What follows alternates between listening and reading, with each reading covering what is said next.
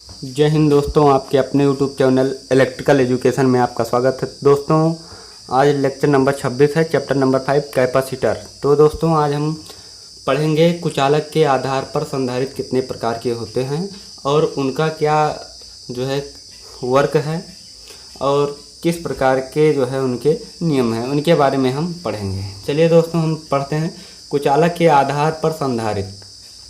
तो दोस्तों paper type संधारित्र होता है, mica type, ceramic type, electrolytic type और ऑयल डाई इलेक्ट्रिक टाइप के संधारित्र होते हैं। तो पेपर टाइप संधारित्र, माइका टाइप संधारित्र, सिरेमिक टाइप संधारित्र, इलेक्ट्रोलाइटिक टाइप संधारित्र, इस तरह से जो है ऑयल डाई इलेक्ट्रिक संधारित्र के बारे में हम बात करेंगे। तो चलिए हम बात करते हैं पेपर टाइप संधारित्र के बारे में। तो दोस्तों पेपर टाइप संधारित्र में जो होता है, इनकी जो प्लेटें होती हैं उनके बीच जो परावैद्युत मीडियम में जो है जो पदार्थ भरा जाता है वो हमारा होता है मोम लगा कागज होता है। तो कुचालक के रूप में जो हम प्रयोग करते हैं प्लेटों के बीच में मध्य भरने के लिए, तो मोम लगा कागज का कुचालक का प्रयोग हम करते हैं। और इनकी धारिता जो होती है 2.5 माइक्रो फैरड होती है और इनका कार्यकारी वोल्टेज जो होता है 2000 वोल्ट होता है। तो इस तरह से जो है इनका कार्यकारी वोल्टेज एवं धारिता होती है। चलिए हम लिख लेते हैं। तो दोस्तों पेपर टाइप संधारित्र में जो होता है कि इनके प्लेटों के मध्य मोम लगा कागज कुचालक के रूप में प्रयोग करते हैं। इनकी धारिता 2.5 माइक्रो फैरड तक होती है और इनका कार्यकारी वोल्टेज 2000 वोल्ट होता है। तो चलिए हम बात करते हैं माइका टाइप संधारित्र के बारे में। तो दोस्तों माइका टाइप संधारित्र में जो होता है इनके प्लेटों के मध्य हम अभ्रक की पतली शीट कुचालक के रूप में प्रयोग करते हैं और जो इनकी धारिता होती है 0.1 माइक्रो फैरड होती है और जो कार्यकारी वोल्टेज इनका होता है 2500 वोल्टेज इनका कार्यकारी वोल्टेज होता है। बात करें इनका उपयोग कहाँ है, माइका टाइप संधारित्र का उपयोग जो हम करते हैं, तो माइका टाइप संधारित्र का हम उपयोग स्थिर संधारित्र के रूप में करते हैं और पेपर टाइप संधारित्र का उपयोग हम सीलिंग फैन में करते हैं। सीलिंग फैन में इनका उपयोग होता है। चलिए हम माइका टाइप संधारित्र के बारे में लिख लेते हैं। तो दोस्तों माइका टाइप संधारित्र में इनकी प्लेटों के मध्य अभ्रक की पतली शीट कुचालक के रूप में प्रयोग करते हैं और इनकी धारिता 0.1 माइक्रो फैरड होती है और उपयोग इनका स्थिर संधारित्र के रूप में हम करते हैं। तो इस तरह से माइका टाइप संधारित्र में हम अभ्रक की पतली पट्टी या शीट कुचालक के रूप में प्रयोग करते हैं और उपयोग स्थिर संधारित्र के रूप में हम करते हैं। और इनका जो धारिता 0.1 माइक्रो फैरड और इनका कार्यकारी वोल्टेज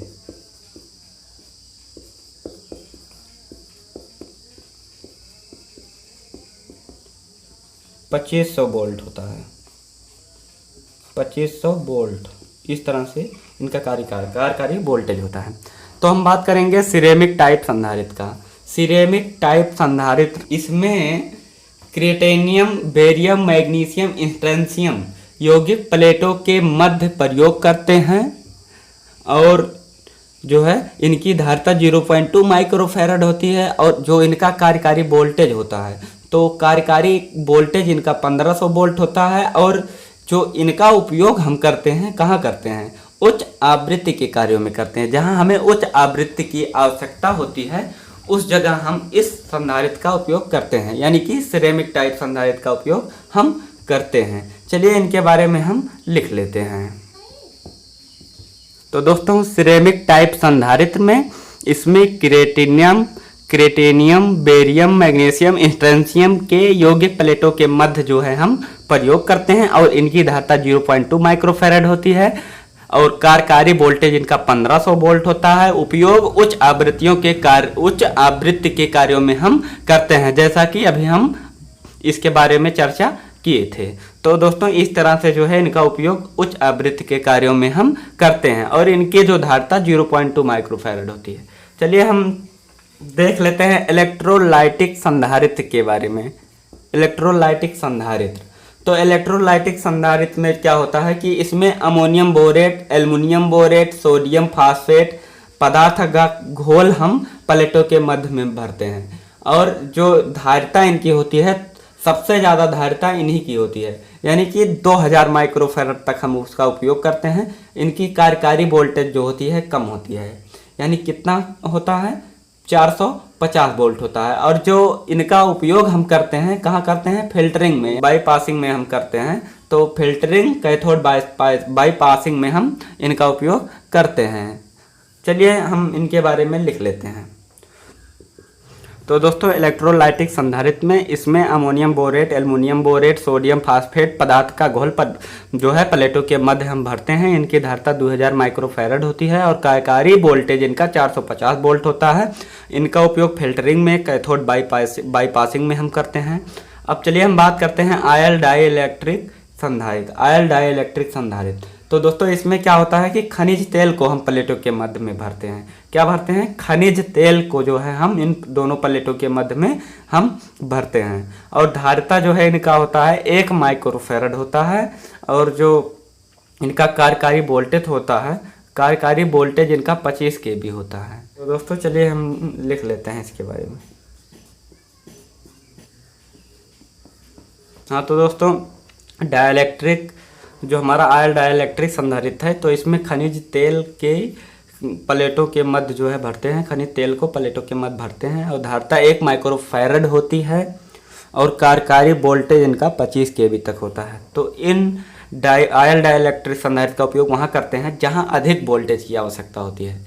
तो जहाँ अधिक वोल्टेज मिलता है वहाँ आयल संधारित्र का हम प्रयोग करते हैं। जहाँ वोल्टेज अधिक रहता है तो उस जगह हम इस संधारित्र का उपयोग करते हैं।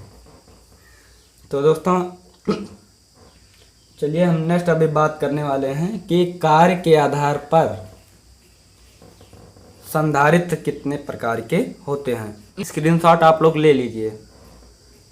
चलिए दोस्तों हम नेक्स्ट देखते हैं। तो दोस्तों कार्य के आधार पर संधारित्र, तो कार्य के आधार पर जो है हमारा 3 प्रकार का होता है। एक नियत मान संधारित्र, समायोजनीय मान संधारित्र एंड हमारा है एक परिवर्तनीय मान संधारित्र।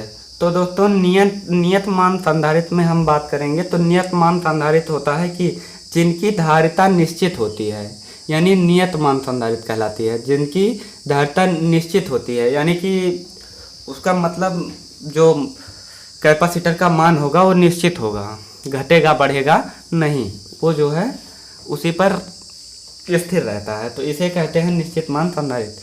तो चलिए लिख लेते हैं। और इसमें कौन कौन से आते हैं, तो जैसे अभी हम पिछली जो है अभी टॉपिक हम वही पढ़ के आ रहे हैं कि जो है नियत मान संधारित्र लगभग वही है। Paper type, mica type, ceramic, ये सब हमारे नियत मान संधारित्र में आते हैं। चलिए हम लिख लेते हैं। तो दोस्तों नियत मान संधारित्र जिनकी धारिता निश्चित होती है नियत मान संधारित्र कहलाता है, जैसे पेपर टाइप संधारित्र, माइका टाइप संधारित्र, सिरेमिक टाइप संधारित्र। चलिए आइए हम बात कर लेते हैं कि समायोजनीय मान संधारित्र क्या होता है। तो दोस्तों जिसकी धारिता का मान पेच की सहायता से कम व अधिक हम कर सकें। जैसे क्या कहा गया है कि जिसकी धारिता को पेच की सहायता से कम व अधिक किया जा सके वह हमारा समायोजनीय मान संधारित्र कहलाता है। तो इसलिए जो है इसमें जो है हमारे संधारित्र आते हैं ट्रिमर, पैडर, 2 संधारित्र आते हैं। चलिए जो है हम इनको लिख लेते हैं। तो दोस्तों समायोजनीय मान संधारित्र यह होता है कि जिसकी धारिता को पेच की सहायता से कम या अधिक कर सके समायोजनीय मान संधारित्र कहलाता है। जैसे ट्रिमर संधारित्र, पैडर संधारित्र, ये हमारे जो हैं समायोजनीय मान संधारित्र हैं। तो जो इनका उपयोग है ट्रांसमीटर एवं रिसीवर में हम करते हैं। आइए हम देख लेते हैं परिवर्तनीय मान संधारित्र क्या होता है। तो दोस्तों परिवर्तनीय मान संधारित्र जो होता है कि ऐसा संधारित्र जिसका मान न्यूनतम एवं अधिकतम मान के बीच परिवर्तन किया जा सके, तो वही जो है हमारा क्या कहलाता है, परिवर्तनीय मान संधारित्र कहलाता है। जैसे गैंग संधारित्र, तो गैंग संधारित्र का भी उपयोग ट्रांसमीटर एवं रिसीवर में ही किया जाता है, क्योंकि उसमें भी हमें धारिता का मान जो रहता है परिवर्तन करना रहता है। तो इस तरह से जो है रिसीवर और ट्रांसमीटर में जो है धारिता का मान हमें परिवर्तन करना रहता है, इसलिए जो है इनका उपयोग भी हम ट्रांसमीटर एवं रिसीवर में कर सकते हैं। आइए हम लिख लेते हैं।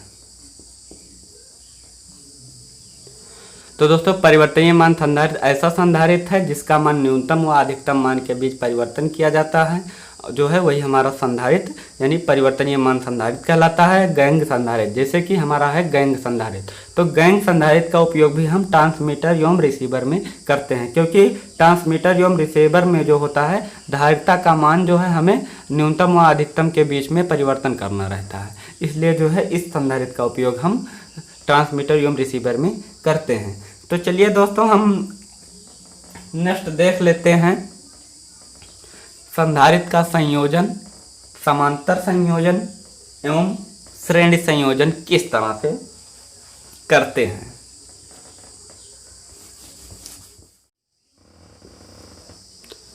तो दोस्तों संधारित्र का संयोजन, तो हमारा एक है श्रेणी संयोजन होता है और एक हमारा होता है समांतर संयोजन। तो इसमें क्या है कि श्रेणी संयोजन में जो हम संधारित्र को जोड़ते हैं, तो इसमें संधारित्र जो होता है जब हम श्रेणी क्रम में जोड़ देते हैं तो इसमें आवेश जो रहता है समान रहता है तथा वोल्टेज जो है भिन्न भिन्न रहता है। और इसका चित्र देख लेते हैं। इसमें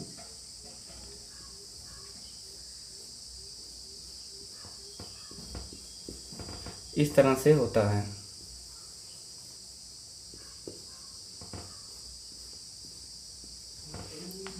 ये हमारा वोल्टेज इसमें भिन्न भिन्न होता है, श्रेणी में वोल्टेज भिन्न भिन्न होता है B2 B3, और इसमें हमारा हो जाए ये हमारा C1 है, ये हमारा C2 है, ये हमारा C3 है, और इसमें कह रहा है कि आवेश जो होता है समान होता है। क्यों आवेश हमारा क्यों है, तो इस तरह से देख लेते हैं। तो मान लीजिए परिपथ में कुल वोल्टेज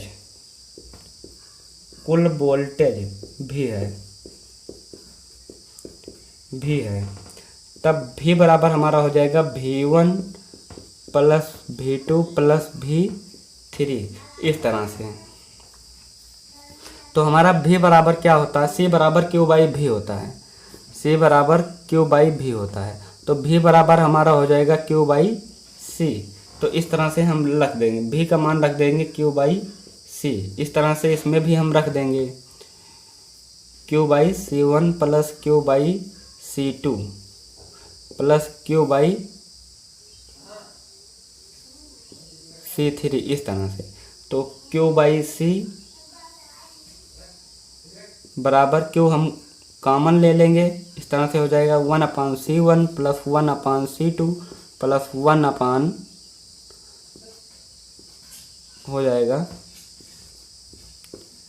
C3, इस तरह से। Q से Q हमारा कैंसिल हो जाएगा, तो इस तरह से हमारा 1/C बराबर 1/C1 plus 1/C2 plus 1/C3, इस तरह से हमारा फार्मूला निकल के आ जाता है।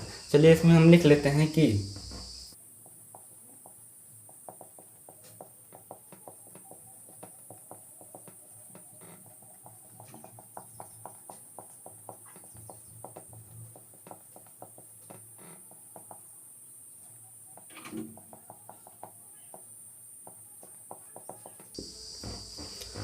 तो दोस्तों श्रेणी संयोजन में संधारित्र के श्रेणी संयोजन में क्या होता है कि संधारित्र के श्रेणी क्रम में आवेश Q समान रहता है तथा वोल्टेज जो होता है भिन्न भिन्न रहता है, वोल्टेज भिन्न भिन्न रहता है और आवेश हमारा समान रहता है। इस तरह से हमारा फार्मूला निकल के आ जाता है।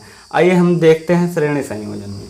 तो इससे आप श्रेणी संयोजन संधारित्र के श्रेणी संयोजन से आपको पता चल रहा होगा कि ये जो हमारा फार्मूला निकल के आया है 1/C बराबर 1/C1 प्लस 1/C2 C3 करके आया है।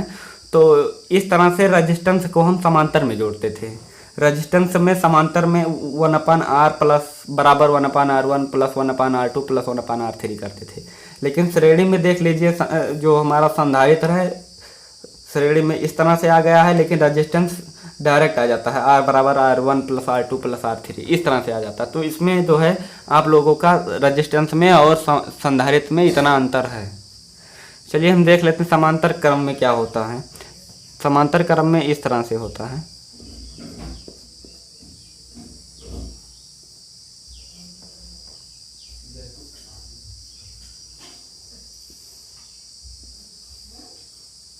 इस तरह से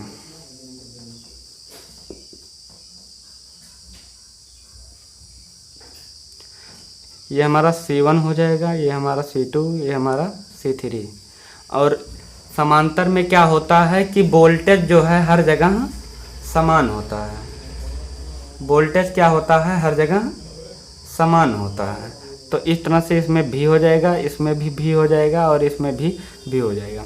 और इसमें जो आवेश होगा हमेशा भिन्न भिन्न होगा, यानी कि Q1, Q2, Q3। तब हम इसमें लिखेंगे कि कुल आवेश Q बराबर हो जाएगा Q1 plus Q2 plus Q3। तो दोस्तों इसमें हम Q बराबर इस फार्मूले से C बराबर Q बाई भी से, तब हम लिख सकते हैं Q बराबर क्या लिख सकते हैं, CV। तो इस तरह से हम Q बराबर CV का मान रख देंगे। इसमें CV हो जाएगा, इसमें जो है C1 भी प्लस C2 भी प्लस C3 भी, इस तरह से। तो इस तरह से जब हम CV रखेंगे, C1 अपना जो है इसमें भी जो है हम वोल्टेज को जो हम इसमें कॉमन करेंगे,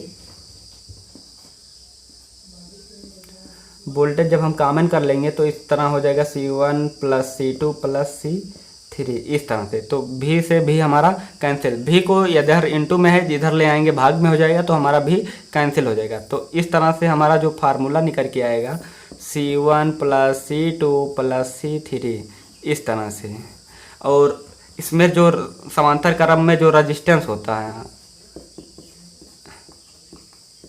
रेजिस्टेंस R बराबर इसमें हो जाएगा 1/R बराबर 1/R1 plus 1/R2 plus 1/R3, इस तरह से होता है। और इसमें जो रेजिस्टेंस हमारा होता है, इसमें रेजिस्टेंस जो हमारा होता है, तो R बराबर हो जाता है R1 plus R2 plus R3। ये आप लोग ध्यान में रखेंगे, इस तरह से होता है। तो दोस्तों इसमें जो क्या होता है कि आवेश हमारा भिन्न भिन्न होता है और वोल्टेज हमारा समान होता है।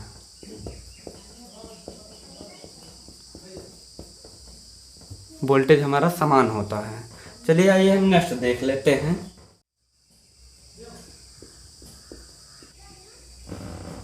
तो दोस्तों इसमें हम बात करने वाले हैं धात्य प्रतिघात, यानी कैपेसिटिव रिएक्टेंस। तो कैपेसिटिव रिएक्टेंस क्या होता है? तो दोस्तों इसमें क्या होता है कि प्रत्येक पदार्थ में धारा के विरोध करने का गुण कुछ न कुछ अवश्य होता है। प्रत्येक पदार्थ में धारा के विरोध करने का गुण कुछ न कुछ अवश्य होता है। तो संधारित्र के द्वारा धारा के मान में पड़ने वाले प्रभाव को ही हम धात्रीय प्रतिघात कहते हैं। क्या कहते हैं? धात्रीय प्रतिघात, जिसे हम किससे व्यक्त करते हैं? यक्षसी से। यक्षसी से व्यक्त करते हैं। और किस मात्रक में हम मापते हैं? ओम में मापते हैं। क्या मापते हैं? ओम में। तो इस तरह से हम मापते हैं। तो चलिए इनके बारे में हम लिख लेते हैं।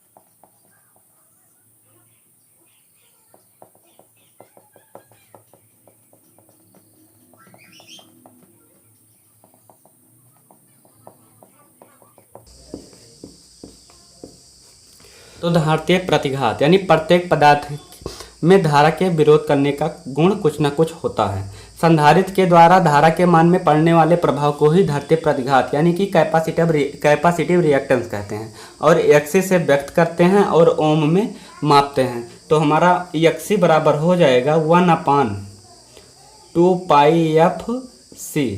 तो दोस्तों हम बताए थे कि यह डीसी पर वर्क नहीं करता है। तो मान लीजिए डीसी की फ्रीक्वेंसी क्या होती है? डीसी की फ्रीक्वेंसी 0 होती है। तो जब 2 पाई एफ और जो है सी और एफ का मान हम शून्य रख देंगे, गुणा करवा देंगे, क्या आ जाएगा? शून्य आ जाएगा। इस तरह से 1 में भाग देंगे, अनंत बार जाएगा, यानी कि अनंत, यानी कि इसके रास्ते में अनंत जो है डीसी अगर देंगे तो अनंत का जो है हमारा प्रतिरोध हो रहा है, यानी कैपेसिटिव रिएक्टेंस हो रहा है इस तरह से। तो इसमें डीसी जाएगा ही नहीं। अगर एसी दे देंगे तो एसी का मान होता है 50 और इसमें गुणा करवा देंगे तो कुछ ना कुछ मान जरूर आएगा, तो इसमें धारक जो को जाने देगा। इस तरह से जो है डीसी पर कार्य नहीं करता है संधारित्र, इसी तरह से। तो इस तरह से हमारा ये एक्सी का फार्मूला होता है 1/2 पाई एफ सी ओम। तो इस तरह से होता है। एक्सी बराबर हम अपन ओमेगा सी भी लिख सकते हैं, ओमेगा सी। ओमेगा का मान होता है 2 पाई एफ और सी का हम गुणा का संधारित्र सी का गुणा। तो इस तरह से ये हमारा होता है 1/ओमेगा सी, एक्सी बराबर 1/ओमेगा सी। तो इस फार्मूले को आप लोग ध्यान में रखेंगे, बहुत ही इंपॉर्टेंट। तो आइए हम चले देखते हैं कि जो है संधारित्र भंजन विभव, यानी संधारित्र के भंजन विभव अर्थात विभंग वोल्टता क्या होता है।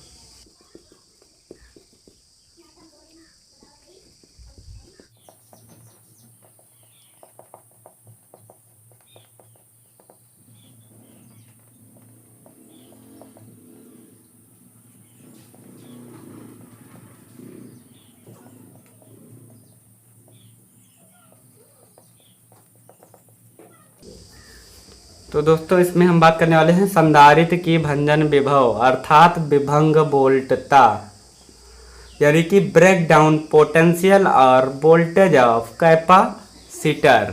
तो इसके बारे में हम चर्चा करेंगे। तो दोस्तों इसमें क्या होता है कि कैपेसिटर की पोटेंशियल ग्रेडियंट यानी विभव प्रवणता का वह मान होता है जिस पर उसका परावैद्युत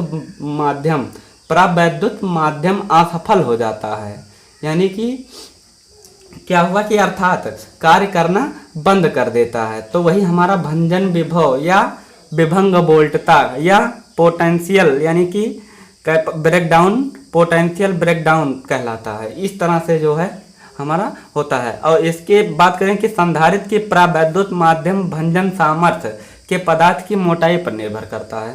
संधारित्र की परावैद्युत माध्यम भंजन सामर्थ्य के पदार्थ की मोटाई पर निर्भर करता है यहाँ।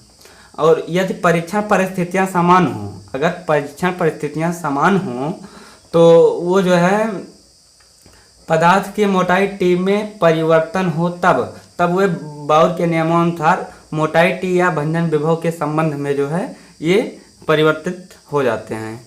तो अब इनके बारे में हम देखेंगे, बाउर का नियम क्या होता है, ये सब विभंग वोल्टता क्या होता है, इन सब के बारे में चर्चा करेंगे। तो इसको आप लोग लिख लीजिए, ऐसे हम बोल दे रहे हैं, हम लिखेंगे नहीं, फार्मूले को जो है बता देंगे कि कैपेसिटर की पोटेंशियल ग्रेडियंट विभव प्रवणता का वह मान जिस पर उसका परावैद्युत माध्यम असफल हो जाता है अर्थात कार्य करना बंद कर देता है, भंजन विभव कहलाता है और इसका मात्रक वोल्ट प्रति एमएम होता है। संधारित्र की परावैद्युत माध्यम भंजन सामर्थ्य के पदार्थ की मोटाई पर निर्भर करता है। यदि परीक्षण परिस्थितियां समान हों और केवल पदार्थ की मोटाई टी में परिवर्तन हो तब हम देखेंगे। तब यहाँ के बाद से हम लिख दे रहे हैं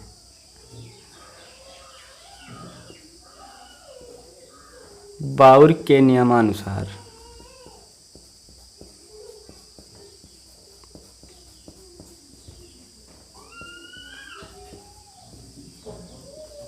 मोटाई टी या भंजन विभव में संबंध।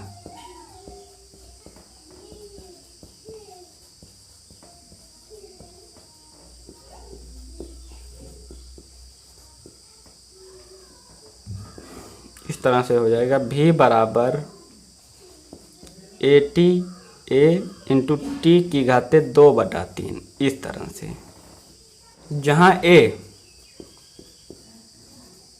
समानुपातिक स्थिरांक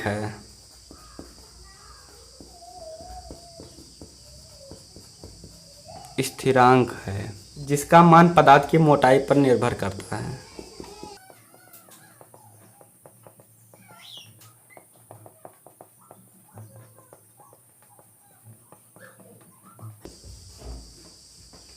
तो दोस्तों आज की क्लास यहीं तक।